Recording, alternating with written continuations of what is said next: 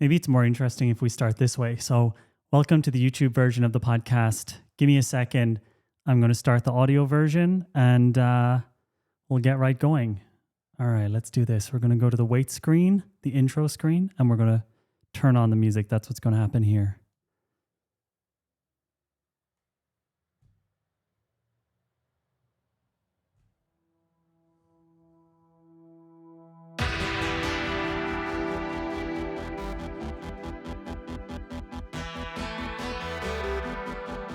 Hey, everybody.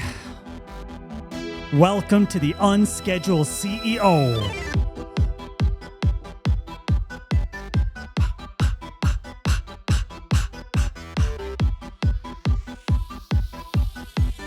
The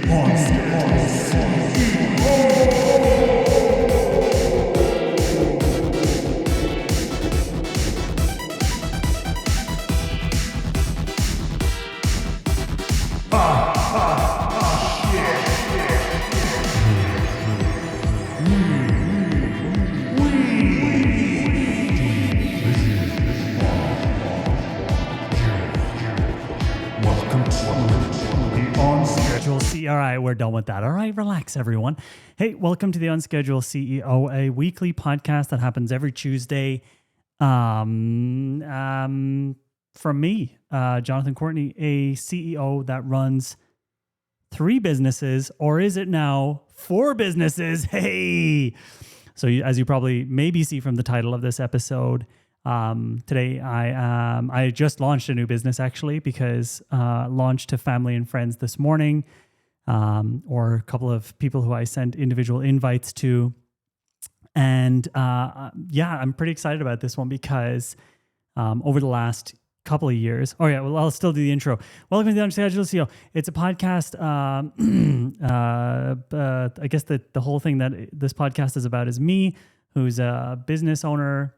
I own a couple of businesses and they're all bootstrapped, meaning none of them have been funded.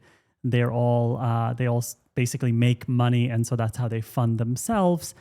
This is our 15th year. This is the 15th year of AJ and Smart, which is the group name for all the companies. And this podcast is sort of like a weekly, kind of unstructured, messy, like place for me to hang out and verbalize and tell a couple of you guys who are interested in hearing what it's like to be running a business on a weekly basis, how it's going. And the cool thing is I changed it to weekly like 8 weeks ago. And so you're starting to see this come together in real time. You guys have seen this business come together in real time. You've heard me over the years talking about the idea of this business because I've been wanting to do it for a while, but I've been too much of a chicken to do it. Basically, the idea is I wanted someone else to make this business, and I've been trying to get other entrepreneurs to start it. If you're in any of my facilitation programs, you'll know I've been telling you guys for years, hey, I think someone needs to make this business. No one's fucking doing it because you're all too fucking lazy, all right? And so I have to do it myself. I have to make the thing that I want to exist myself because no one else wants to make it, which I understand because it's going to be very complicated and expensive to do it. The business I'm announcing today is called Already There. Already There is the name of the business. And this business is sort of a container for, I would say, kind of experimental events or experimental, I think it's mostly going to be in-person events. And the first of these experiments or the first of these experiences is going to happen in February 2026. And it is called Area X Expedition 1. Expedition 1 just being because it's the first one. And even though this is going to be quite hard to explain, many of you who've been listening to the podcast for a couple of weeks, you've heard me talk about this idea of a practicality offset, that our lives as we grow up become extremely practical. Any of us who were creative when we were younger, the creativity sort of drains away as we become more practical, start making money, start, getting married, having kids, all of this stuff, getting a house, all of the practical, all of the creative stuff is just your hobby now. It's just, or the thing you wish, oh, I'll get back to it when I have time or whatever. Or a lot of entrepreneurs I know, it's like, oh, when my company finally makes 25 million and I have so much money in the bank account, then I'll do my thing. For years I've been looking for sort of a retreat or like an offsite or whatever it is that I can go to, where I can just explore sort of the creative things that I want to explore, whether that is music or visual art. And then I was thinking, but I'd also like it to have, maybe I'd also like it to be like a mini festival. And maybe I'd also like this. And I also don't want this element and I want this element. And everything I found was always not what I wanted exactly.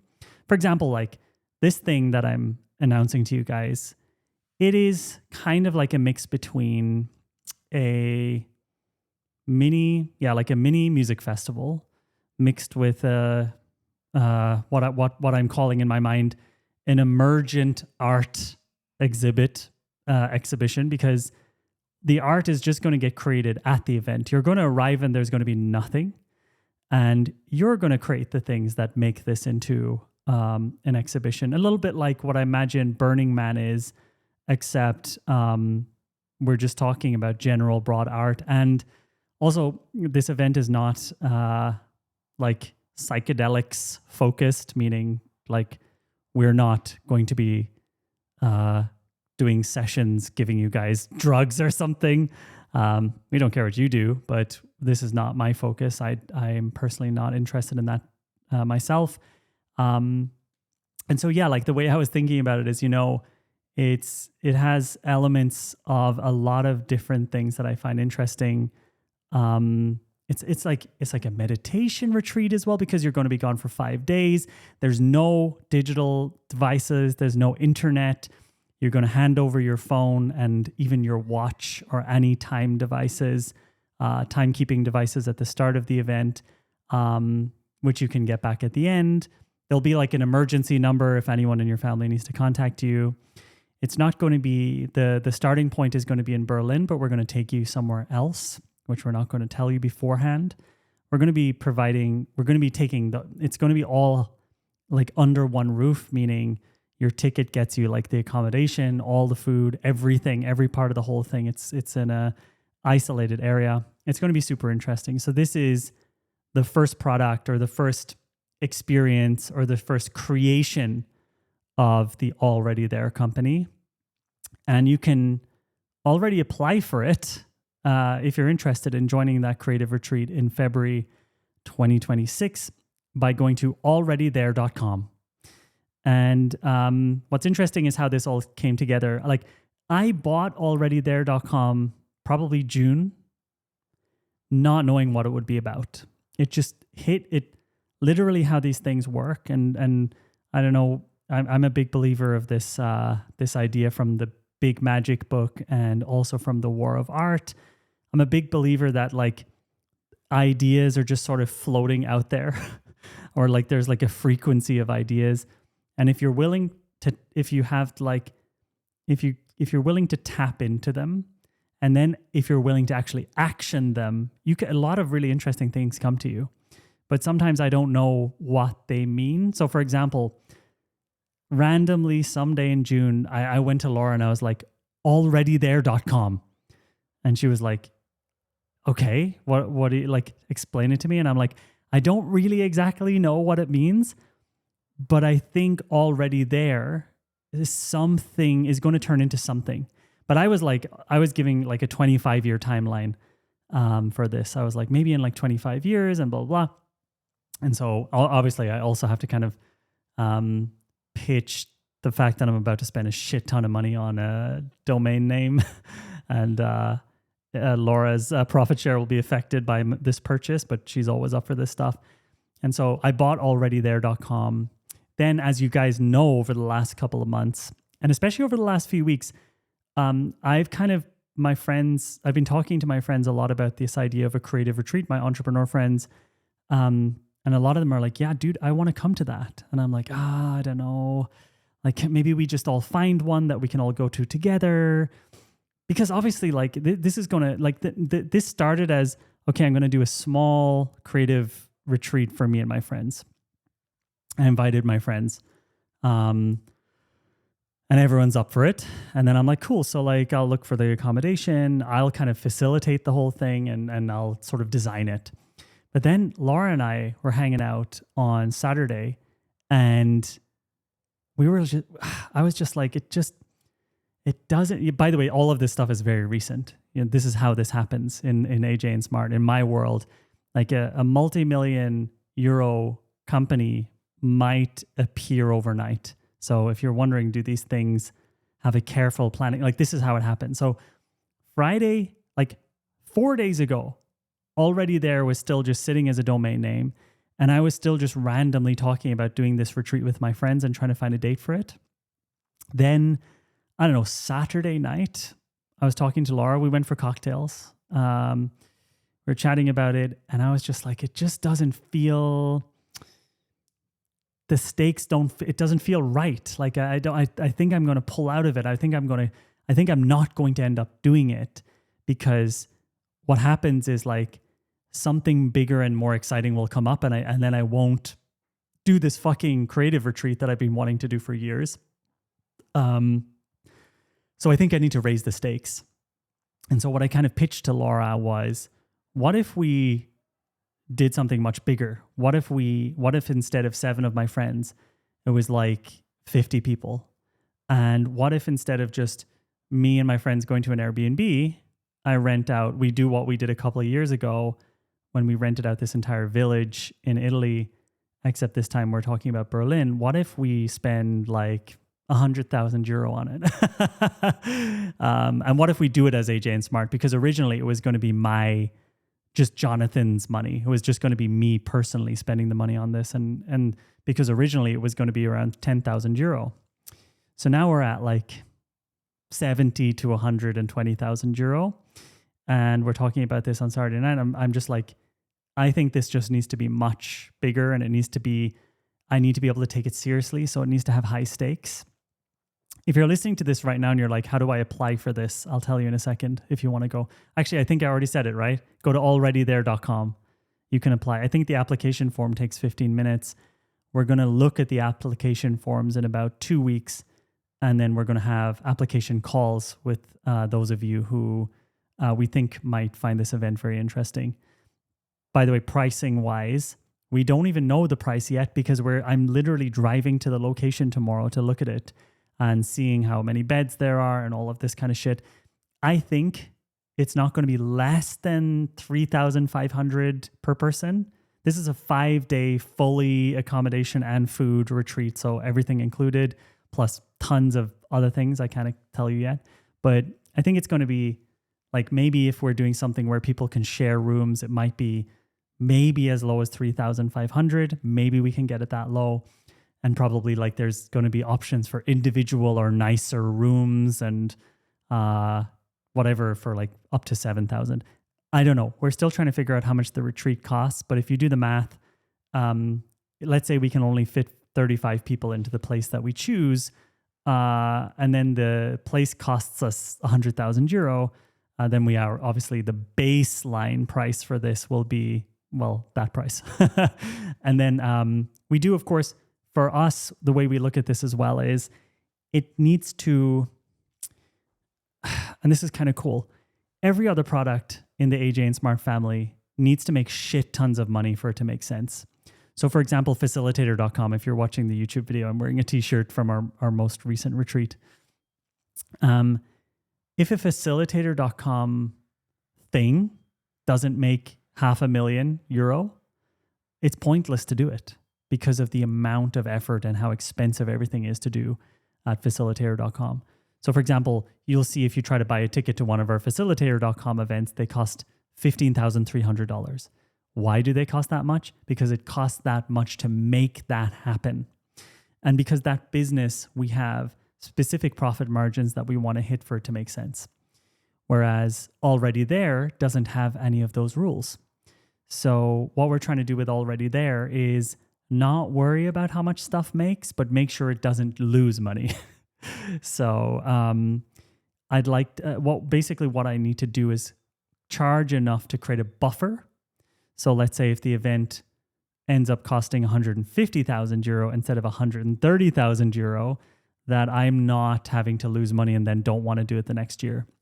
And so the ticket prices, even though I don't know them yet, they're going to be based on what's the baseline cost for this thing, like for you to just come and pay for the accommodation, plus some buffer. So I can also do the things I want to do at this retreat and not worry about losing money.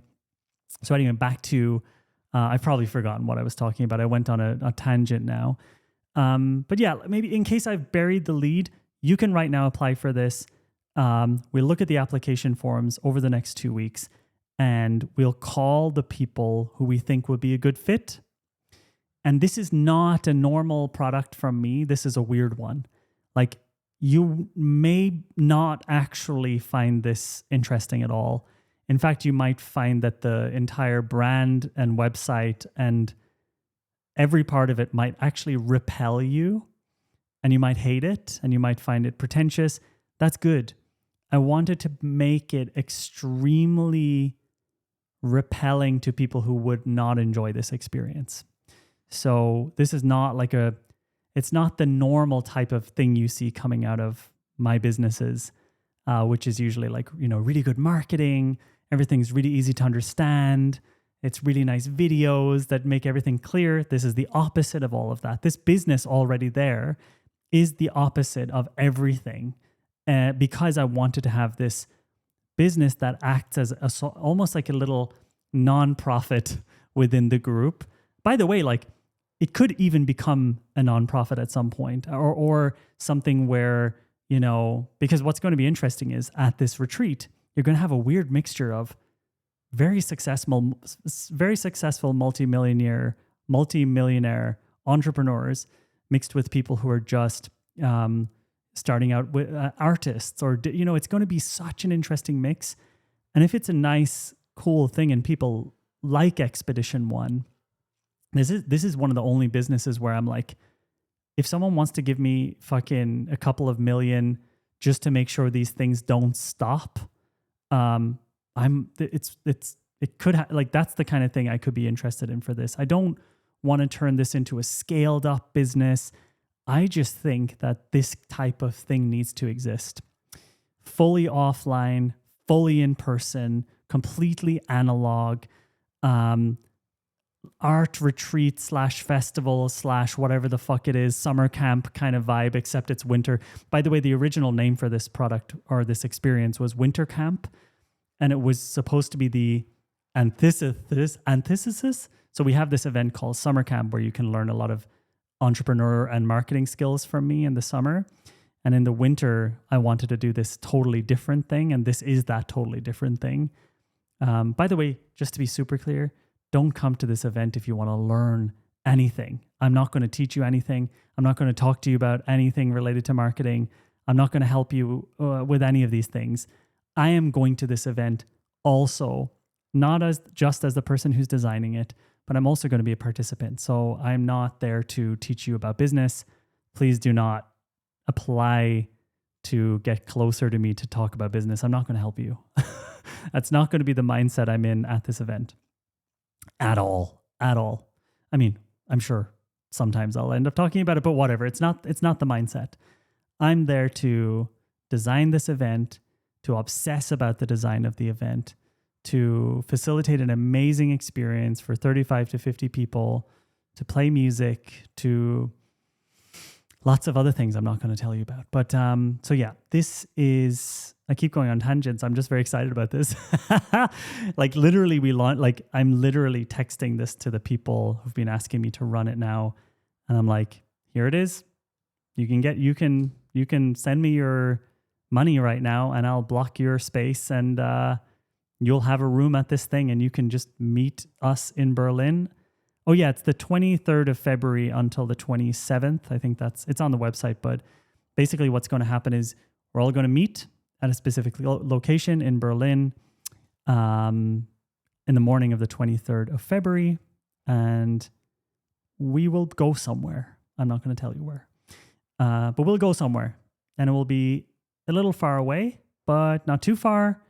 And it will be a very special and strange experience, I think. Yeah. And at a very basic level, it is, imagine just getting 5 full days of no phone, no internet, no devices, no one contacting you, just with very little structure as well. This is not like a super structured event where you have to be at these places at these times. Stuff will just be happening. You can take part if you want to, and you don't have to take part if you don't want to. There's a lot of things about it, special things that I'm excited about. Like the cool thing is, I started out as a designer and a filmmaker. So when I moved to Berlin, I moved here as a musician and a filmmaker. Then my actual, what I got paid to do was design. And this is the first event where I get to do everything. The website, alreadythere.com, I made this myself last night.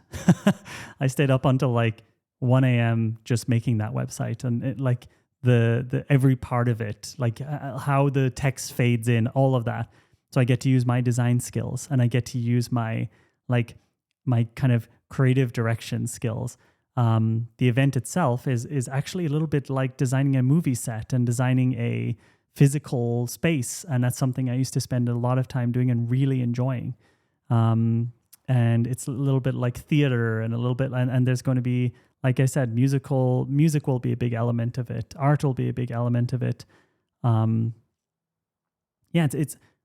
creating a business which has a frame. The frame of this Expedition 1 allows me to use all of the creative things I've been wanting to use, I've been craving to use. And I've realized also that I'm just not the type of guy who, and I've been struggling with this. I talked about this with Jake as well. I'm not the type of person who's just going to I'm not going to create music, and I'm not going to create movies, and I'm not going to create art for myself just for the pleasure of it. It's just not me. I enjoy the process of it. I love the process. But for me, unless it feels like there's a reason and people can kind of benefit from it, even if it's like 3 people getting to enjoy something I create, there's no point. Like this podcast. Sure, it's an outlet for me and a little art experiment, but if no one was listening, I wouldn't want to make it. It just wouldn't feel like there's any stakes at all. So for me, this event allows me to create a relatively high stakes environment. The stakes are not about the money. The stakes are, if someone books a ticket to this, I want them to have the most memorable experience of their life. And so that gives me an outlet. That gives me the space to think about how do we just make this so special. And back to Saturday night with Laura, chatting with her over cocktails, we both are, as soon as I said to Laura, what if we just make this bigger? What if it's more like a festival? What if it's much more ambitious? What if we're talking about us doing this as a company, spending $100K versus this being a small Jonathan thing? What if I fucking announce it on my podcast on Tuesday? What if we just go for it, and I'll announce it on Tuesday and we just go for that shit? And then she also started having a ton of ideas. And then we started to realize, oh my God, and this person could come and do this thing. And we know all these very interesting people from Berlin and all around the world who could come and be part of it, who can make it more interesting and make it more special. And yeah, the process of making the website last night, I realized that so many of my influences and so many of my favorite books and movies and video games all came into it. I mean, the website, some of you might recognize there's a couple of different influences from books and things I've been talking about on this podcast. I don't want to ruin it if you're going to check it later, but yeah, it's been a really fun place to bring it all together into this project. So yeah, that's like right up front, I guess the big thing here. Who's this for, by the way? Like if you're listening to this and you're like, is it for me? I don't know. Check the website, do the fucking survey. I think it's really going to be very divisive. I mean, some people will look at this and just be like, that is just cringe and like stupid, and it makes no sense. And it's like, what am I even supposed to take from this? And I'm not going to get the ROI. If this costs 3,000, will I get the ROI? If you even think of the word return on investment, you should definitely not come to this. It's not that. And I think some people will look at this and just be like, all right, interesting. I just want to see what will happen. And so, yeah, it's for the people. It's a creative retreat. So the one part of it is you will have time and space to make whatever you want, whether that is writing, painting, making music, just reading books you've wanted to read for quite some time, or making stuff with the other people there. There's the environment is going to be ripe for creation of just stuff, like whatever you want, really. And I think that in itself is going to be satisfying.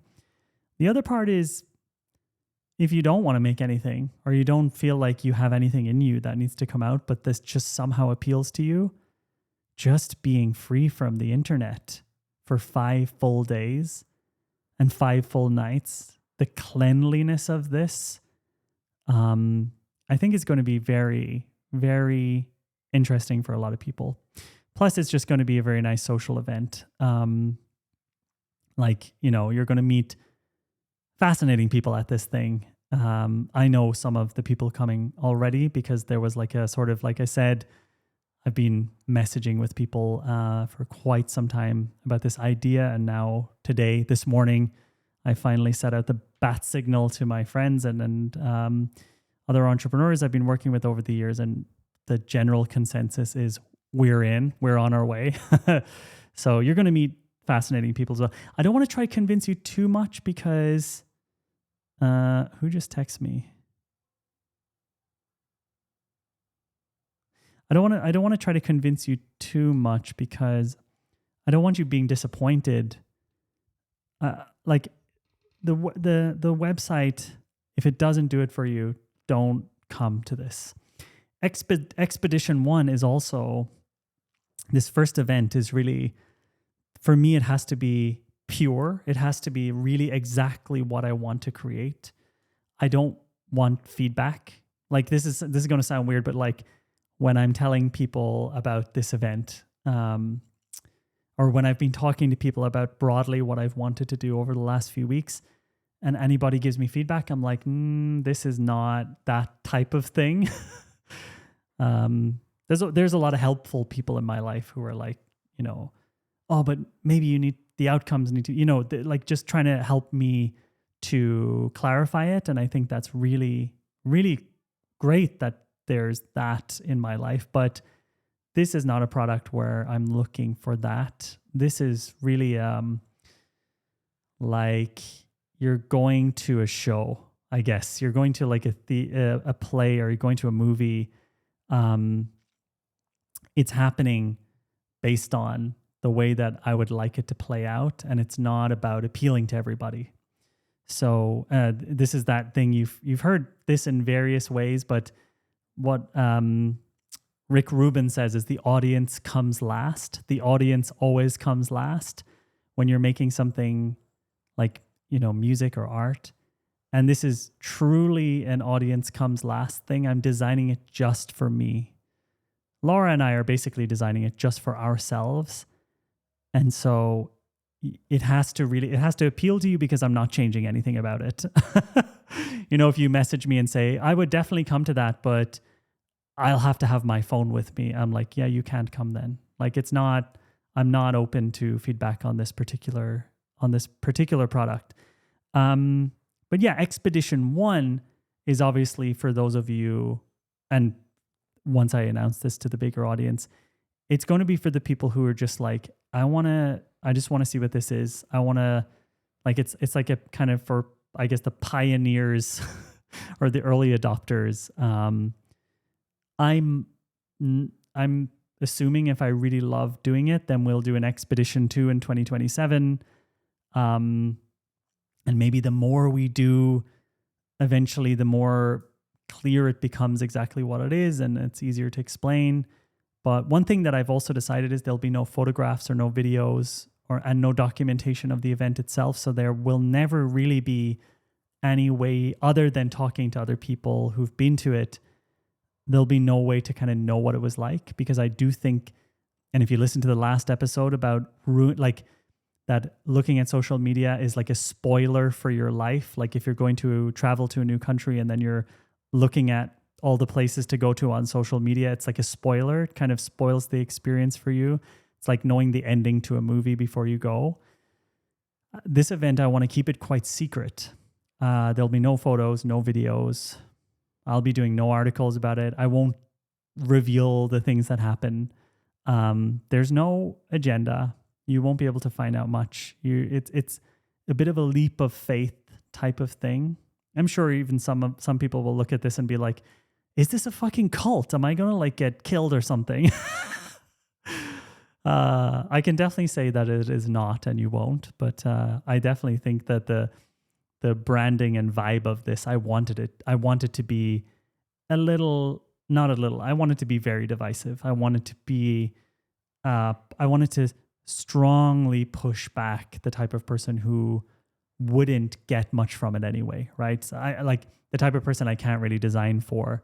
So whereas, like I said, our other events have always been very accessible and very, not price-wise, but very accessible in terms of just it's easy to understand. This one in itself is not easy to understand because I'm trying to do the anti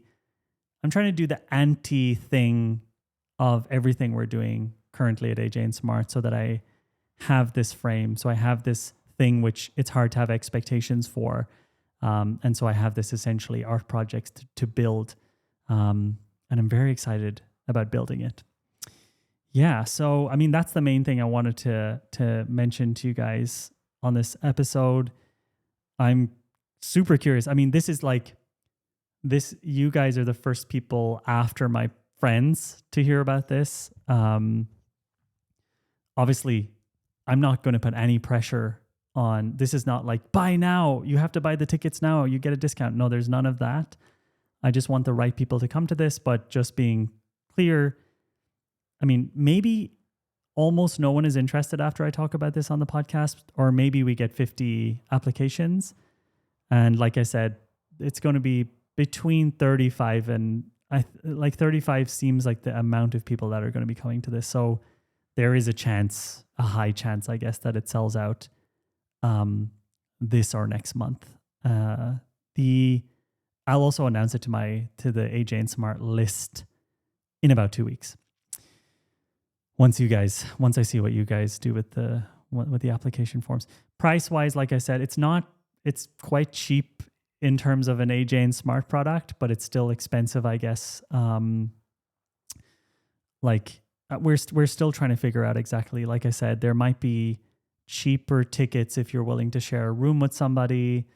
It's definitely the cheapest options we will ever have for an event, because again, like, it doesn't need to make crazy profit. Oh wait, apparently there's a typo on the website.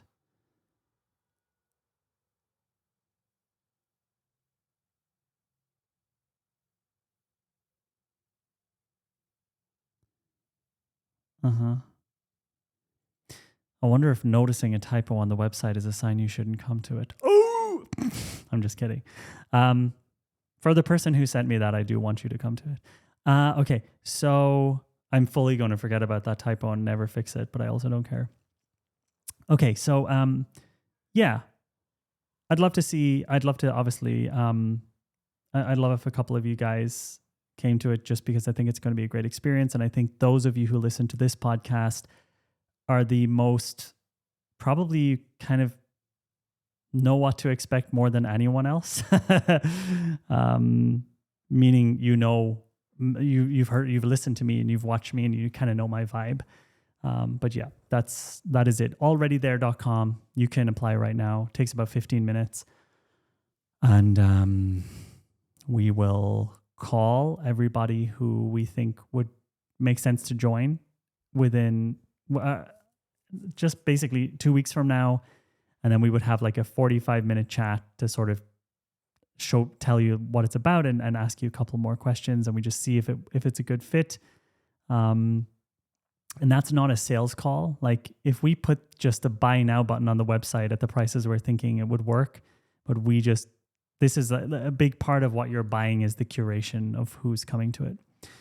And again, this is not a big money making thing for me. I am treating this like I'm creating the thing that I would like to have existing in the world.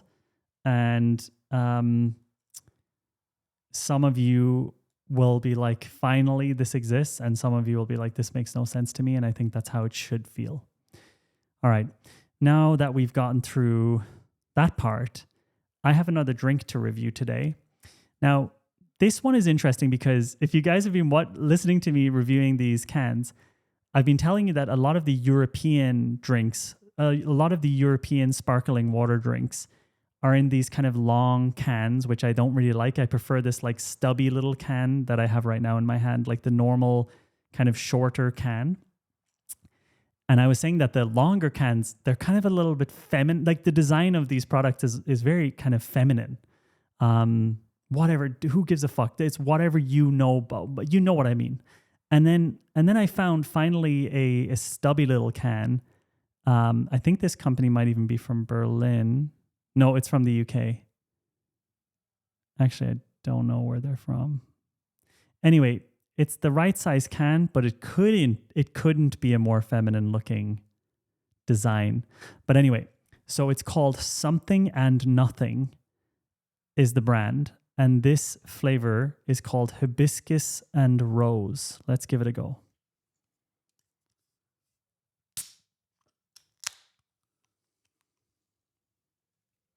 If you don't know what I'm talking about right now, I'm occasionally reviewing sparkling water in a can that doesn't have sugar or has very low amounts of sugar because I find that refreshing.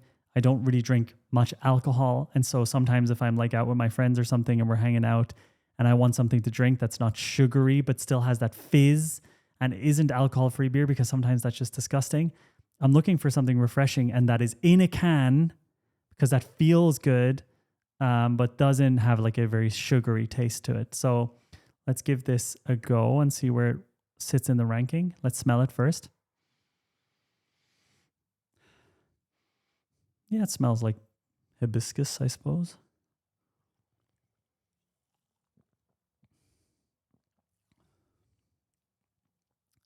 It's actually quite pleasant. It has it has a little bit of that sour kind of syrupy thing, which makes my mouth a bit saliva-y. Let's see. Okay, it does have sugar, so it's not one of the zero sugar ones. So this again is one of these ones where it says perfectly balanced on the back of it, but I would rather have slightly less of a strong taste, although I think most people would like this level of taste. Let me try again here. Of flavor, I mean.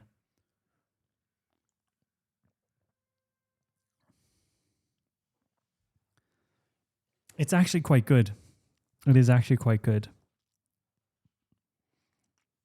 It's just not really my kind of flavor. I think it's very, very fruity and sort of sour.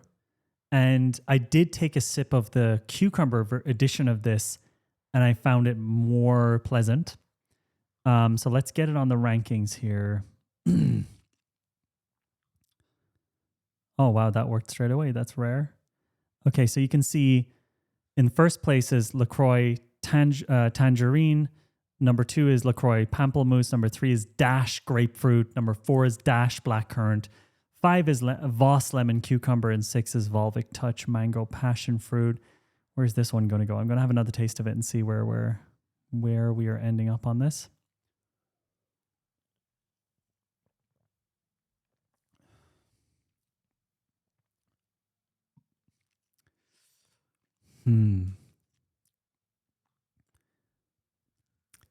Yeah, I think it's it's number 5. It's under Dash Blackcurrant, but before Voss Lemon Cucumber. I don't know actually. No, this one's just not doing. Like I can tell when I wouldn't want to drink the whole thing. So I think it's actually sixth place. I do want to try some of their other flavors. So I don't want to say that it means that this particular drink company is not doing it well. It's just this flavor might not be my, it makes me very phlegmy. You better believe we're going to have some sparkling water at this event, by the way. All right, so we've got that in sixth place. It's Something and Nothing's Hibiscus and Rose. Well done. Something and Nothing. Pretty good. Pretty good. I thought it would be better. Now I will say I did taste, like I said, I tasted the one that was more cucumbery, and I remember I was kind of like, oh, this is pretty good. Well, I'm really phlegmy after having some sips of that. I probably shouldn't have messaged all of my entrepreneur friends with this alreadythere.com just before going live here. I'm getting a lot of messages and a lot of questions. Okay. Where are we? 40 minutes already. Holy shit. That's good. Yeah, I think I'll just leave it there. This has been the culmination of many of you. If you've been listening week over week, you'll see exactly where this came from. You'll see how it came from last week's episode, and this has happened in real time. Like I told you, Saturday night, which was 3 nights ago, this didn't exist. Yesterday at this time, this is the crazy part. Yesterday morning at 10 a.m., I announced this to the internal AJ and Smart team. I announced, they didn't know the name of it. They didn't know that it was happening, I think. They knew probably as much as you guys. That's how quickly it came together. That's how suddenly I decided this is actually an AJ and Smart project. We're going all in.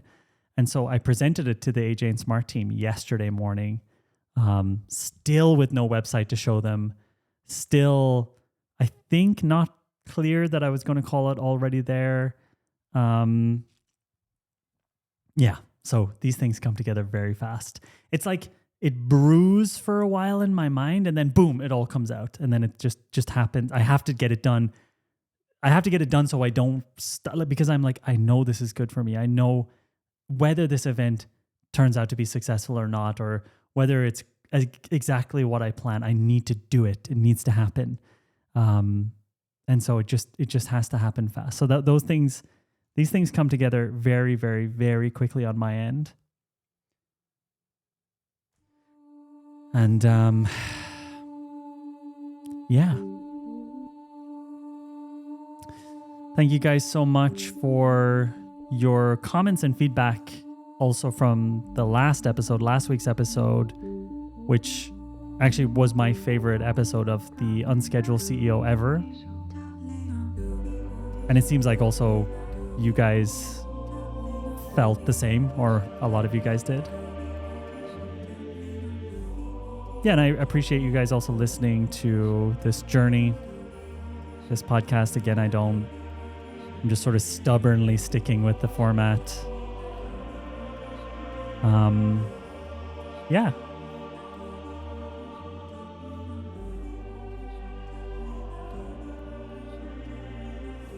Maybe I'll see some of you guys next week at Y Oslo. I'm going to be giving a talk there. I have a 1.5 hour long talk, and I looked at the website and I saw that it's a proper stage and a big audience. I kind of in my mind imagine it being a much smaller thing, and I'm like, oh Jesus. I'm just going to see if I can just do that without prep and just going up on stage and just seeing what happens. I've kind of seen Gary Vee doing this, and I just want to know if I can do it. I mean, it will be very embarrassing if I can't, but I need to know. I need to know if this would work for me.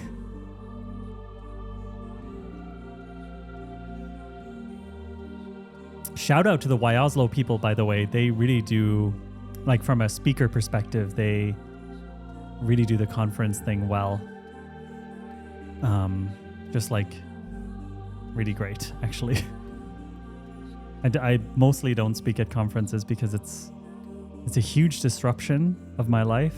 And then, yeah, like the pay is not usually very good. And yeah, why Oslo is great. Thank you guys. Thanks for wanting me to speak at your conference.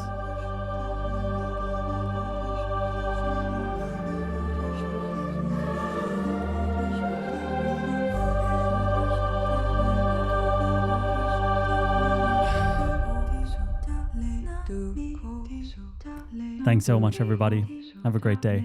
Have a great week. See you next Tuesday.